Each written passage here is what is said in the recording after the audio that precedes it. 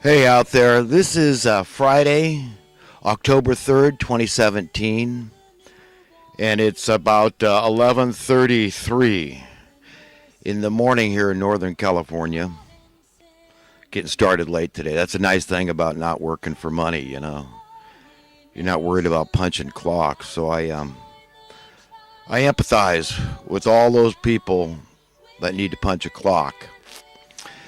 And even I myself, though I'm self-employed, I try to show up at a certain time. It's preferable. But it looks good. So we're all under the gun to some degree with this, this seeking the almighty buck day in and day out. It's a real drag. That's why I talk about it so much. Trying to get to the bottom of what's really bugging all of us. That we get isolated and we think of ourselves as somehow unique from other people. That we may be having difficulties coping, contending with a mad world. But it isn't us. And that's why I'm so grateful for the Bible, and I can read the truths that have been parroted through the ages, rightfully so, because understanding the nature of God is so imperative to our growth as human beings and learning to get along with each other as one big extended family, that it cannot be overstated, overemphasized. We need to know God in order to emulate God. And we need to know His will for us as individuals and as a collective civilization, species, a race. His children made in His image and likeness. Our potential is unlimited. Only by our unwillingness to imagine how great we could have it. Where is the end? In the scheme of eternity, where do we stop becoming perfect? So, you take Jesus saying, be perfect as your Father in heaven is perfect, was here, chew on this for a while, put this in your pipe and smoke it. Because that is the message. That's what He's after, is just eternal growth to being more and more in His image and likeness and keeping our own personal individual character, because that's all part and parcel of what He wants. He loves us. He's numbered the hairs on our head. He's a collector of souls, human beings. And each one of us is unspeakably precious to Him. And that's a very important message that needs to get out to the people of the world, because that's contrary, that's antithetical to the message the world puts out there. And that's what I try to do with my series of video, because I think it's the most important thing I could ever offer humanity. And at the end of the day, as failed and fallen and sinful as I am as an individual, and believe me, I am. But, like Alex Jones admits he is, for example, but he also adds that he's wicked. And I don't like that. I don't like anybody saying that they're wicked, because that gives license to be wicked. And even if he's being facetious, and I'm supposed to read between the lines, he's saying as metaphor, it's still not the right thing to say. Because even though I'm a sinner, okay, that I fall headlong into sin, okay, perhaps I've got my own personal besetting sins. Like they say, we all struggle with our own demons. But there's a distinct distinction between having boundaries, okay, and knowing that, look, there's ambiguity over here, that this sin may not be sin to all men, but over here, it's clear, cut, and dry. It's a 2 plus 2 equation situation. For example, harboring malice in our hearts is wrong. That's murder in the sight of God. And we are supposed to learn how to not do that. And as difficult as that may seem, and ridiculous even to a lot of people, this idea of loving your enemy, nevertheless, that's the message. That's what's being called upon.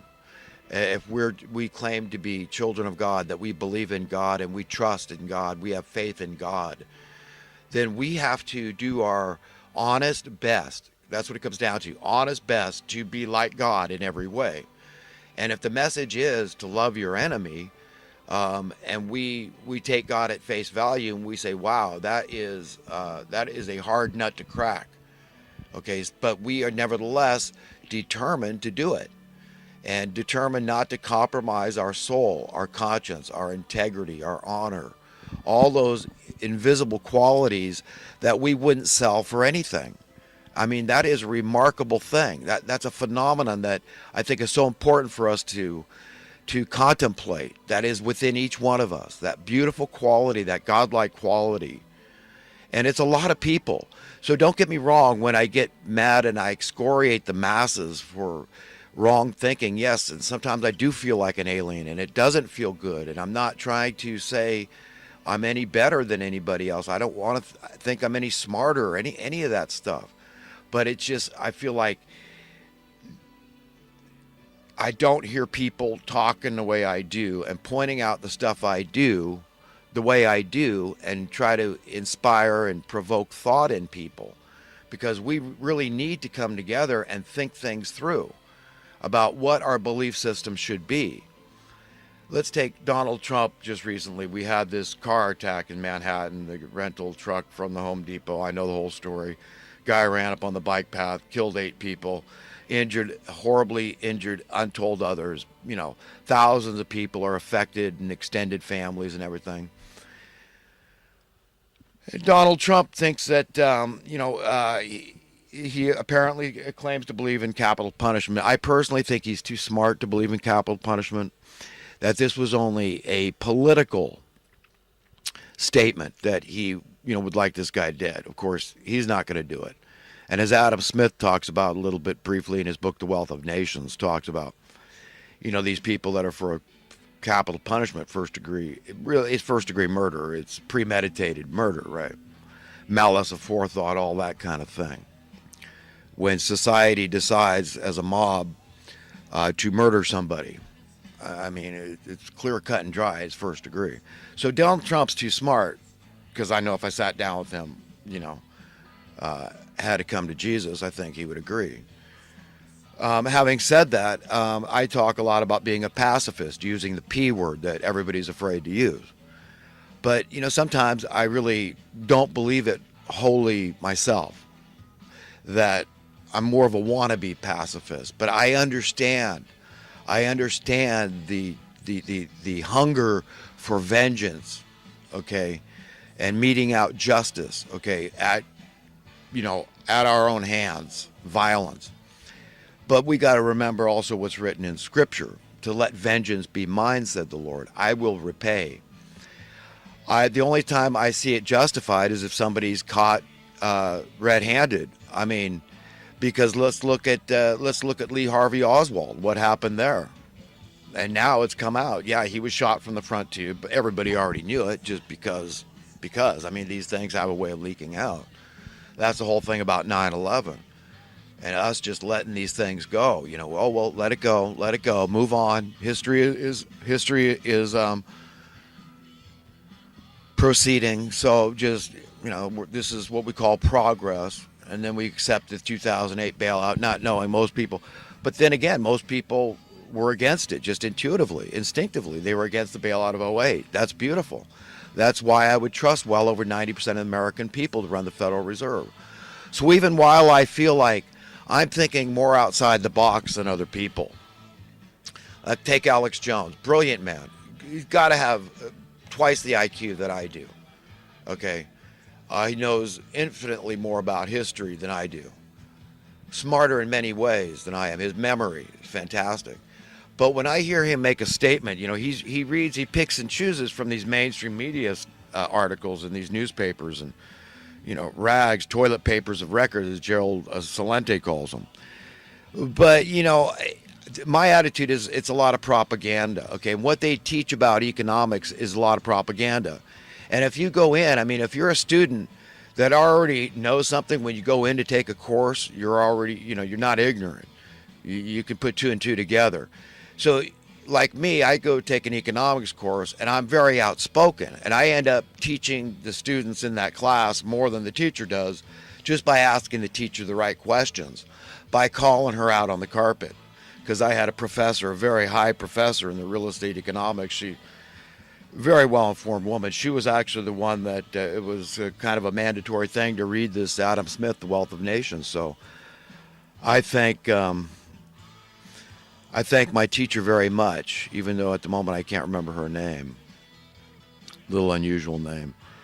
Nice lady, but when I ask her, I say, "Teacher, you know what? I mean, I've been thinking about this poverty business, and how it could be ended overnight. It seems to me, when we have such a superfluity at our fingertips with being able to overproduce, over manufacture." And it's true. She had to agree that she had enough integrity, enough honor, valued her conscience, her soul enough to say yes. So this is stuff the whole class gets to benefit from. Okay, so it's essentially the student becomes the teacher. And that's what's called upon all of us. We all have, I mean, here's a man like Adam Smith that devoted his life to the study of economic principles. And you can read through the book, The Wealth of Nations, get the right edition. I've shown it before, but if you're going to get the book, I've seen other editions that were unreadable. At least get this big boy, the fat golden boy here. And it's Alan B. Kruger introduction. So, but each one is written a little different. But it's a lot of excruciating minutia in there. But you'll hit these nuggets, these tidbits that really sink in, and you go, okay, now that has the ring of truth. That makes a lot of sense. He just said 2 + 2 = 4, but the system, I look around me and the propaganda and the nonsense, the madness, and I see that they're telling me it equals something other than 4. And so what am I to do? And that's very antagonizing to me. It's very frustrating and maddening to me that the masses of people don't seem to understand that, at least not as clearly as I do, for some reason, because they don't talk about it as being relevant, important, pertinent. And I do, because people need to be educated about economics, even from the Bible. I mean, the love of money being the root of all evil seems imperative that we find out what that's all about. What does he mean exactly? Well, it's the people that love the money the most that are in control. These are the ones that write the policies we all have to live under. So yes, they want to keep you deceived, tricked, delusional, deluded, okay, stupid, ignorant, confused, okay, so that you stay in your place and just prescribe to the ignorance is bliss philosophy and go along to get along. But when I hear a guy like Alex Jones with the intellectual prowess of this man, and he's confused, it shakes my core of my faith, okay? It really does. I mean, it frightens the hell out of me. But this business about housing prices has to be understood very clearly, and I do not equivocate one iota on this subject. But progress has to be defined by a lower cost of living, which is a lower tax rate. That's the only hope. Okay, you cannot say, well, this is good for this group of people, and not concerning yourself with the consequences to this group of people. But essentially, that's what I see. I see it as clear as the nose on my face, but I feel like other people aren't. And I say this is a form of rationalization. And rationalization, by extension, is a form of self-delusion, self-deception. Okay, and I do believe we're all born masters of self-deception, and we need to confess, admit that we can trick ourselves into believing stuff. We have false pride, so we put up defenses so that we can cling to our beliefs. We're scared to let go of our beliefs because we're scared of the God of this world, and the God of this world is all about the money. So he wants the power and the control that the money offers, and that's it. That's the driver of all the evil in the world, the chemtrailing. I'm eating a banana, and I just about gagged. Okay, now this is happening. I've been going to get these bananas from my local supermarket, and they've been good. I've gotten bananas at other places where I was getting a chewy core in the middle sometimes. No matter what ripeness, it didn't matter. And we all know a banana is supposed to be consistent through and through. But we got these bananas. This is happening to bananas. And my hunch is that this is related to these idiots spraying chemtrails. Okay, they are manipulating our climate. What's new? Even the Bible says those that destroy the earth, the Lord will destroy them. But that's the gall these people have. They would usurp themselves and exalt themselves above God. That same spirit of Satan that's described in the Bible, Lucifer going against God, not being content to have been given this great power as this cherub, okay, this godlike power to create, be a co-creator with God. No, he wanted to be above God, and it couldn't be. But it's those people that are in control on the earth, and it's essentially keep control of the money. They have relevance. That's it. That's how they keep us down. But I'll tell you one thing that you got to understand about money and economics and all this. Progress is progress, and progress is very, very, very clear and very simple to understand. I could explain it to a child. I could explain the rhymes and reasons why what I say is what's supposed to happen if you leave markets to their natural devices.